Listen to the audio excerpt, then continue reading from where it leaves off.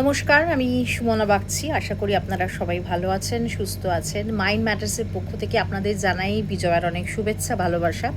আপনারা প্রত্যেকেই জানেন যে মাইন্ড ম্যাটার্স এই প্ল্যাটফর্মটা আমরা গত ৫ বছর ধরে ঠিক কোভিডের আগের সময় থেকেই আমরা মাইন্ড ম্যাটার্সকে আপনাদের সামনে এনেছিলাম। আমি সুমনা বাগচি, আমাদের সাথে আছেন নিবেদিতা ধর এবং ইপসিতা মুখার্জি।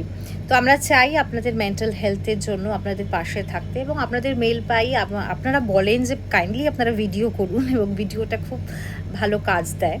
যাই হোক, আজকে এলাম। আজকে খুব গুরুত্বপূর্ণ দিন, অবশ্যই mental health day, world mental health day. যদিও কোনো একটা বিশেষ দিনের জন্য মানসিক স্বাস্থ্য নিয়ে আলোচনা করাটা মনে হয় না গুরুত্বপূর্ণ, এবং আমি মনে করি মানসিক স্বাস্থ্য বিষয়টা প্রত্যেক মুহূর্তে, প্রত্যেক ক্ষণে আমাদের জন্য গুরুত্বপূর্ণ। এবং সত্যি কথা বলতে এখনও যখন কাজ করি দেখি অনেকের ক্ষেত্রেই মানসিক স্বাস্থ্য বিষয়টা এতটা মানে কি বলবো, সুবিস্তার হয়নি, বা তারা ভাবতে পারেন না যে মানসিক স্বাস্থ্য বিষয়টা নিয়ে আলোচনা করা উচিত। অনেক সময় গুগল সার্চ করেন, সেলফ মেডিকেশন করেন, গুগল সার্চ করে নিজেরাই নিজেদের মনে করেন যে আমার এই প্রবলেম আছে। তো ফলে সায়েন্টিফিক্যালি এটা একেবারেই গুরুত্বপূর্ণ নয় এবং ঠিক না। আপনাদের বেসিক শিক্ষা তো আমাদের প্রত্যেকেই আছে, আমরা জানি। তো সেই জন্য আমার মনে হয় বিষয়টা নিয়ে ভাবা উচিত। এইবার আসি মানসিক স্বাস্থ্য নিয়ে। খুব গুরুত্বপূর্ণ বিষয়। প্রত্যেক দিন, প্রত্যেক মুহূর্ত এই মানসিক স্বাস্থ্য বিষয়টাকে নিয়ে যত বেশি কথা বলবো, যত বেশি আলোচনা করব, আমাদের মধ্যে যে একটা সোশ্যাল ট্যাবু আছে সেটা আস্তে আস্তে কেটে যাবে। এইভাবে যদি ভাবা হয় যে একদম ছোট বাচ্চা থেকে শুরু করে কিন্তু বৃদ্ধ সবাই এই সমস্যার মধ্যে আছে, আমরা বুঝতে পারি না। ছোট বাচ্চাদের দেখবেন অনেক সময় ভালো না লাগাগুলো, বা অনেকক্ষণ বাড়িতে থাকলে ওদের ভালো না লাগে, তখন কান্নাকাটি করে। আমরা বলি ঘ্যান ঘ্যান করছে, বিরক্ত করছে, হয়তো আমরা তাদের একটু বকে দিলাম, মেরে দিলাম। এই বিষয়গুলো হয়তো বুঝতে পারছি না। এবং ধরুন সেই ক্ষণে, মানে জন্ম হওয়ার সেই সন্ধিক্ষণে মা যখন মানে গর্ভস্থ সন্তানের ক্ষেত্রে মায়ের সমস্ত অনুভূতি কিন্তু বাচ্চার মধ্যে এসে পড়ে। তাই মায়ের অনেক ব্যবহার, কথাবার্তা, বা কোনো বিশেষ গানে তার কোথাও রিপ্লাই করা, বিষয়গুলো আসে। এভাবেই শুরু হয়। তারপর আসে টিনেজ, আসে খুব গুরুত্বপূর্ণ একটা সময়। খুব গুরুত্বপূর্ণ, মানে সত্যি কথাই যে সুকান্ত ভট্টাচার্য বলে গেছেন 18 বছর বয়স কিন্তু একটা দুর্নিবার বয়স, এই বয়স থামানোর না। তো এই সমস্ত বয়সে ছেলে মেয়ের মধ্যে ব্যবহারিক পরিবর্তন হয়, সাইকোলজিক্যাল চেঞ্জেসের সাথে সাথে ফিজিক্যাল চেঞ্জ মানিয়ে নেওয়া, বিষয়গুলো সমস্যা আসে। তখন তারা বড় হচ্ছে এবং তাকে হয়তো আমরা বকে দাবিয়ে দেওয়ার চেষ্টা করছি, বেশি কথা বলো না, এরকম টাইপের অনেক কথা বলি, তুমি সব কিছু জানো না, পাকামি করো না। তো এই ছোটো ছোটো কথাগুলো কিন্তু তাদেরকে খারাপ লাগে। এবার আসছি ধরুন মিড এজ।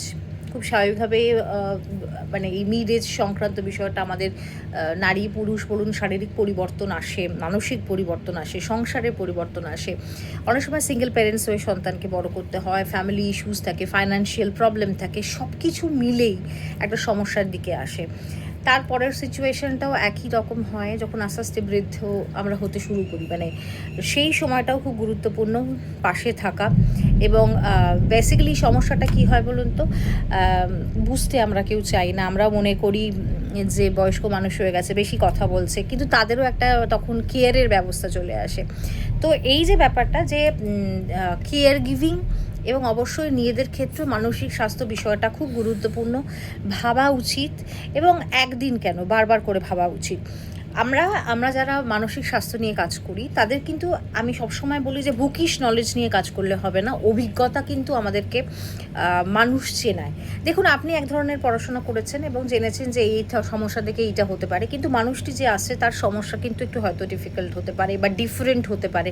সেখানে নিজেদের স্কিল ডেভেলপমেন্ট করা, নিজেদের থেরাপি, সেইভাবে একটা মানে স্কিলটাকে সাজিয়ে একটা এনহ্যান্স করা, এটা খুব গুরুত্বপূর্ণ একটা বিষয়। এবং অবশ্যই একটা কথা বলবো যে আমরা এখন অনেকেই মানসিক স্বাস্থ্যকর্মী, অনেক রকম মেন্টাল হেলথ নিয়ে কাজকর্ম হচ্ছে।